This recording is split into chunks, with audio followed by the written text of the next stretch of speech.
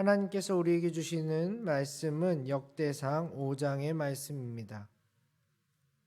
역대상 5장의 말씀을 우리 드라마 바이블로 함께 듣고 읽도록 하겠습니다. 제5장.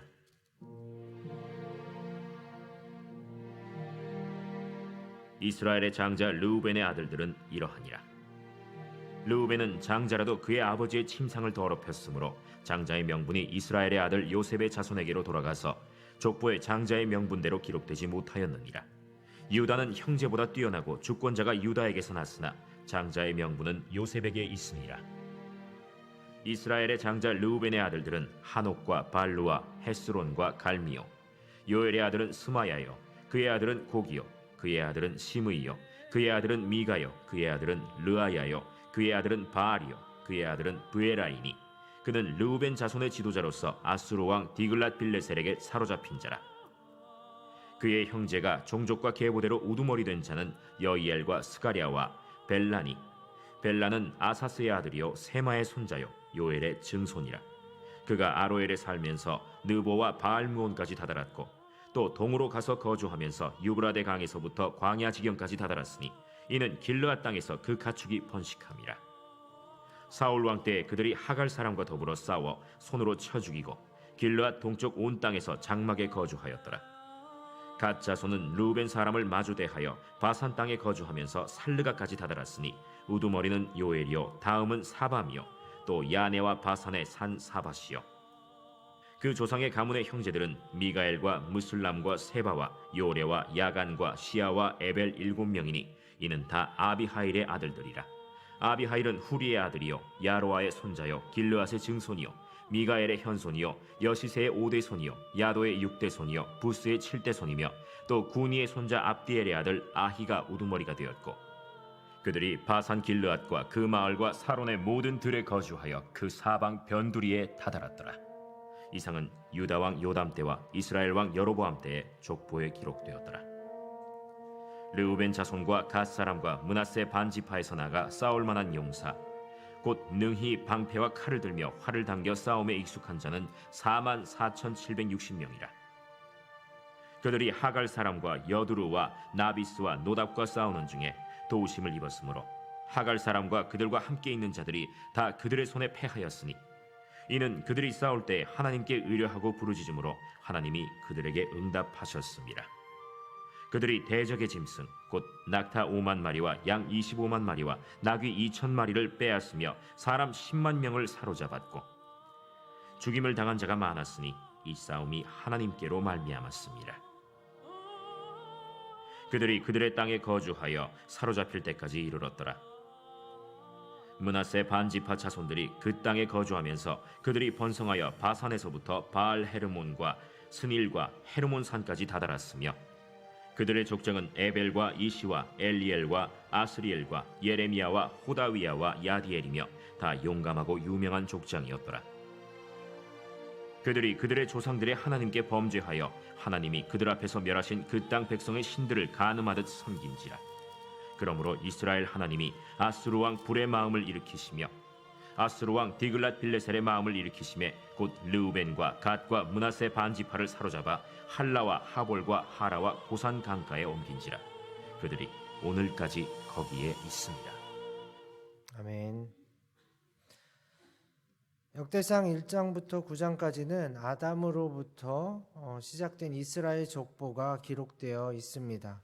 사실 족보를 집중해서 읽는다는 것은 결코 만만치가 않습니다. 가끔 아는 이름들이 나오기는 하지만 대부분이 모르는 이름들이 나열되어 있기 때문입니다. 그래서 읽다 보면 집중력도 떨어지고 또 이 이름들의 의미와 이 안에서의 은혜를 찾기는 더욱 어렵죠. 그러나 여러분이 70년 포로 생활을 마치고 고향 땅에 돌아온 유대인들이라고 생각해 보십시오. 강대국 안에서 이방인으로서 나그네로서 버티며 살아왔습니다. 마음에는 늘 고향 땅에 대한 그리움이 가득했습니다. 그러나 한편 하나님의 말씀과 약속에 대한 기억은 점점 희미해져가는 상황이었습니다. 이 중요한 시기에 하나님께서는 역대기를 통하여 하나님의 백성으로서의 정체성과 삶의 방향을 다시 가르쳐주고 계신 것입니다. 그 첫 단주가 바로 족보입니다. 포로 전과 포로 후에 그 유대인들을, 이스라엘인들을 연결시켜 주심으로 하나님의 언약 백성임을 재확인시켜 주시고 자신을 돌아볼 수 있는 그 관점을 열어 주십니다. 이런 이해 가운데 여러분이 지금 포로 생활을 마치고 온 유대인들이라고 생각하시고 이 족보를 한번 읽어 보십시오. 특히나 3장과 4장 전반부에 다윗과 유다 자손으로서의 그 족보의 이름 하나하나가 귀하고 귀한 여러분의 믿음의 선조들 이름입니다. 어떠시겠습니까? 확신하건대 유대인들은 말할 수 없는 감격과 감동으로 은혜 가운데 눈물을 훔치며 읽어 나갔을 것입니다. 또한 이 이름들을 자녀들에게 읽어주고 또 읽어주며 우리가 노예가 아니었음을, 우리가 포로가 아니었음을, 원래는 하나님의 귀한 존재들이었음을 소개해 줬을 것입니다. 이제 4장 후반부부터 유다 자손 외에 다른 지파들이 소개됩니다. 이 지파들은 남유다보다 먼저 아수르에게 멸망당한 북이스라엘 지파들입니다. 그리고 하나님은 이들의 땅을 우리처럼 회복시키시지 않았습니다. 그들은 아수르의 혼혈 정책으로 하나님의 백성으로서의 정체성을 완전히 상실했습니다. 그런 만큼 이 지파들의 족보도, 이 지파들의 역사도 굉장히 중요합니다. 하나님께서 그들을 통해 품으셨던 계획, 하나님께서 그들을 통해 이루시고자 했던 그 비전이 이제 우리를 통해 이루어져야 하고, 그들이 회복할 수 없을 정도로 그렇게 망할 수밖에 없었던 그 잘못을 우리가 이제부터 절대로 저지르면 안 되기 때문입니다. 특별히 오늘 본문은 요단 동편을 차지했던 르우벤 지파와 갓 지파와 므낫세 반 지파에 대한 내용입니다. 먼저 르우벤 지파를 살펴보면 1절과 2절에서 르우벤이 유다의 장자임에도 불구하고 왜 족보에 처음에 들어가지 못했는지 그 이유가 나오고 있습니다. 그는 분명 12아들 중 장자로서의 특권을 가지고 태어났습니다. 하지만 그는 그 복을 소중히 여기지 않았고 또한 그 복에 만족하지 못했습니다. 그리하여 한순간의 욕정과 더 높아지고 싶었던 그 욕망, 아버지의 자리까지 빼앗고자 했던 그 욕심에 취하여 아버지의 둘째 부인과 동침하는 죄를 저지르고 말았습니다. 이런 이유로 하나님께서는 르우벤에게 허락하셨던 그 특권을 박탈하셨습니다. 결국 장자의 복은 르우벤 지파에서 요셉의 두 자손의 지파로 옮겨가게 됩니다. 그런데 여기서 한 가지 더 짚어야 할 사실이 있습니다. 요셉의 그 두 자손 지파가 장자의 복을 받았음에도 불구하고 요셉 지파가 족보의 선두에 서지 못했다는 사실입니다. 그리고 그 선두의 자리는 다 아시다시피 유다 지파가 차지하게 됩니다. 그 이유가 무엇입니까? 2절에 보면 이스라엘의 주권자가 유다 지파에서 나왔기 때문입니다. 다시 말해 이스라엘의 왕 다윗이 유다 지파에서 나왔기 때문입니다. 그리고 이 모든 계획과 이루심은 하나님의 선택에서 왔음을 오늘 말씀하고 있습니다. 타고난 복이 아무리 뛰어나고 많아도 이를 소중히 여기지 않는다면, 그리고 더 큰 욕심과 욕망에 자기 자신을 던져버린다면 타고난 복은 오히려 죄의 도구가 되어버리고 맙니다. 반대로 별 볼 일 없어 보이더라도, 조금 부족해 보이더라도 하나님 앞에 겸손한 자에게는 하나님께서 더 특별한 복을 주십니다. 다음으로는 갓지파와 므낫세 반지파에 대한 족보가 나오는데요. 특별히 영토 확장과 정복에 관련된 그 사건들이 나오고 있습니다. 19절부터 20절에 보면 요단 동편의 지파들은 적들에 대항하여 많은 승리를 얻었는데 본문에서 그 승리의 원인을 이렇게 설명하고 있습니다. 20절을 함께 읽어보도록 하겠습니다. 20절입니다. 도심을 입었으므로 하갈 사람과 그들과 함께 있는 자들이 다 그들의 손에 패하였으니 이는 그들이 싸울 때에 하나님께 의뢰하고 부르짖음으로 하나님이 그들에게 응답하셨음이라. 즉 전쟁의 성패는 단순히 군사력이나 정치력에 있지 않다는 것입니다. 바로 하나님의 도우심, 하나님 앞에 겸손히 무릎 꿇고 하나님만을 의뢰하는 것, 하나님을 믿는 믿음에 달려 있다는 사실을 오늘 밝히 드러내고 있습니다.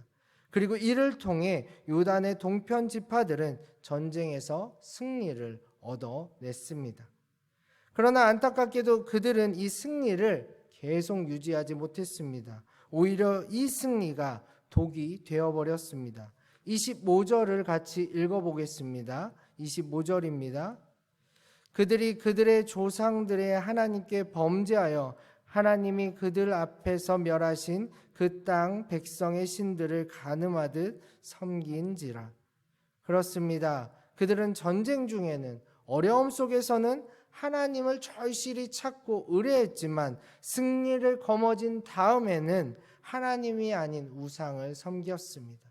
자신의 욕망과 욕정을 이루기 위해서 말이죠. 그리고 그 결말은 완전한 멸망입니다.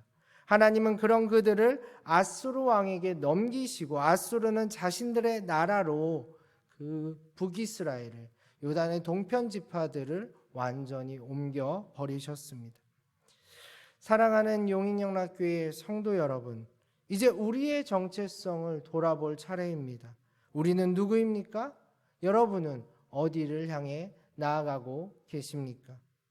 모두 잘 알고 계십니다. 우리는 예수 그리스도를 통해 하나님의 족보에 이름을 올린 사람들입니다.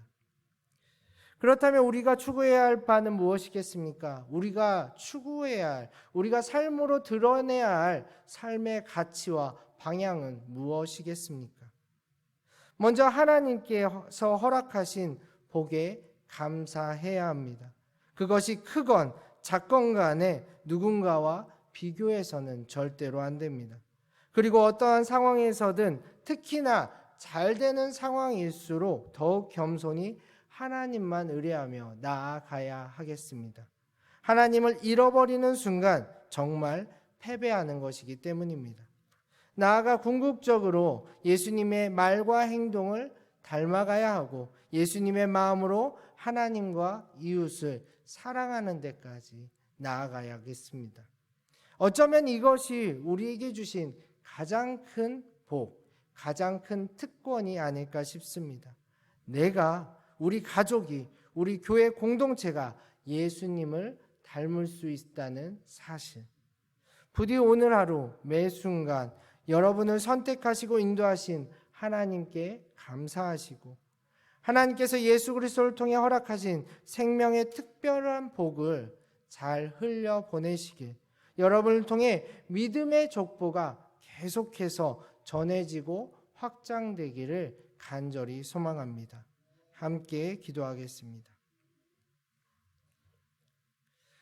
사랑의 하나님 아버지, 부족하고 연약한 내세울 것 없는 우리를 선택하여 주시고 하나님의 자녀로 믿음의 족보에 이름을 올려주시니 감사합니다.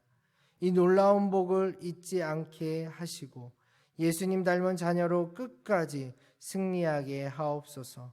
어떠한 상황이든 겸손함과 기도로 주님과 동행하며 허락하신 은혜를 가족과 이웃들에게 잘 전해주어 하나님 안에서 함께 행복을 누리게 하옵소서. 예수님의 이름으로 기도합니다. 아멘.